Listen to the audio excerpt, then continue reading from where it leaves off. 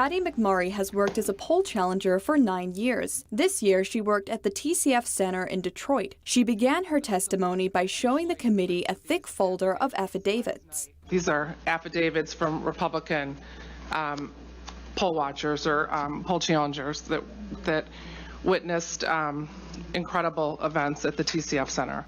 The affidavits contain multiple first-hand accounts showing the mistreatment of Republican poll workers and violations of vote counting procedures. McMurray said just when the military ballots were brought in, the poll watchers and challengers were told to take a break. The Democrat workers had food and seating provided inside the room. Republicans, on the other hand, had to go to a room upstairs.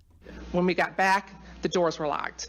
I was able to get back into the room, but I witnessed pizza boxes being placed over the windows so that the poll challengers couldn't see in, and those are being placed over the windows by election workers and by the agitators that were down there. According to McMurray, the state secretary, Jocelyn Benson, said in a radio interview that it was police who covered up the windows, but McMurray said it wasn't the police and accused Benson of making it up. McMurray also detailed what she saw once she got inside the counting room. Not one of the military ballots was a registered voter, and the ballots looked like they were all exactly the same Xerox copies of the ballot. They were all for Biden across the board. There wasn't a single Trump vote, and none of the voters were registered. They had to manually enter the names and addresses and a birth date of 1/1/2020, which would override the system and allow them to enter non-registered voters. She claimed that throughout the day, poll workers used this method to override voters that were neither in the electronic or paper poll book.